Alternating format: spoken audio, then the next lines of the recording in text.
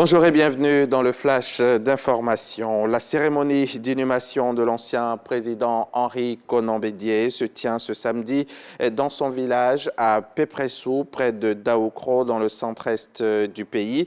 En attendant l'inhumation d'Henri Konan Bédié ce 1er juin dans la stricte intimité familiale, le village de Pépressou a continué de pleurer son fils lors d'une veillée religieuse et traditionnelle hier à la place publique. Et tout à l'heure se tiendra la messe de Requiem, messe qui sera retransmise en direct sur RTI 1, prise d'antenne tout à l'heure donc avec Régis Kofi. Ici à Abidjan, le vice-président de la République a reçu hier au palais de la présidence de la République le président de la BAI, la Banque asiatique d'investissement pour les infrastructures. Viviane Aïma a pu assister aux échanges. Elle nous en parlera dans le détail tout à l'heure également dans le 13h. Le GUD PME, guichet unique du développement des PME, veut donner une nouvelle jeunesse aux PME des secteurs coton, textile et habillement. C'est dans ce cadre qu'une étude diagnostique pour le renforcement de la compétitivité des PME concernées a été lancée cette semaine en présence du représentant du Premier ministre et des acteurs de ces secteurs. Plus de détails sur les enjeux de cette étude avec Dangui Dangui. La filière coton souffre de la maladie appelée chacide.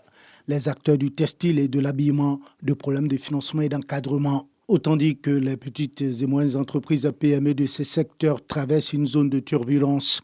Et pourtant, selon des experts, ces PME ont d'importants potentiels de création d'emplois et sont même des vecteurs de transformation structurelle de l'économie ivoirienne. C'est pourquoi le guichet unique de développement des PME, GUD PME, veut donner une nouvelle jeunesse à ces PME du secteur du coton, du textile et de l'habillement.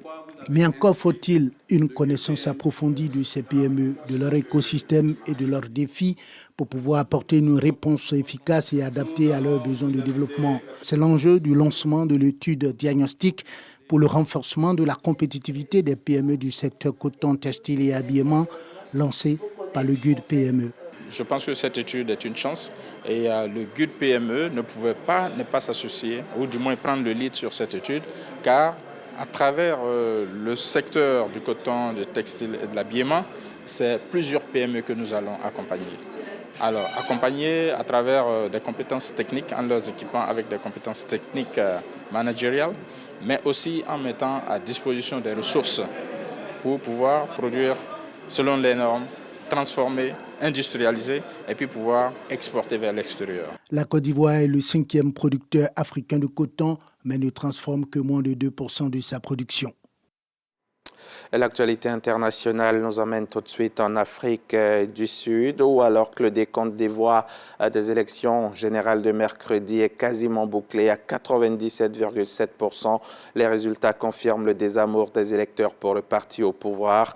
Le Congrès national africain ANC reste le premier parti du pays, mais est fortement sanctionné. Le parti de Cyril Ramaphosa n'obtient que 40% environ. Il perd ainsi sa majorité absolue à l'Assemblée nationale, soit du jamais vu depuis la fin de l'apartheid. En deuxième position, l'Alliance démocratique peut compter sur environ 22% des voix, quand le parti MK a pu se hisser en troisième position à environ 15%, toujours selon le décompte presque final. L'ANC devrait aussi voir sa majorité absolue être confisquée dans plusieurs régions, alors que le pays votait également pour des scrutins provinciaux. Joe Biden appelle le Hamas à accepter une offre israélienne de paix globale à Gaza. Le président américain s'est exprimé depuis la Maison-Blanche et a notamment déclaré qu'il ne fallait pas laisser passer cette occasion pour la paix. Il est temps que cette guerre se termine, a-t-il dit, présentant une feuille de route qui, selon lui, a été soumise au Hamas via le Qatar. Le mouvement islamiste a réagi, affirmant qu'il considère positivement ce qui a été annoncé. Le Hamas a finalement fait savoir son avis sur les dernières déclaration de Biden tard vendredi soir par communiqué. Et le groupe islamiste palestinien considère positivement ce qui a été inclus aujourd'hui dans le discours du président américain Joe Biden quant à un cessez-le-feu permanent, le retrait des forces israéliennes de Gaza, la reconstruction et l'échange des prisonniers. Voilà pour ce Flash Info. Merci de l'avoir suivi. On se retrouve tout à l'heure à 13h.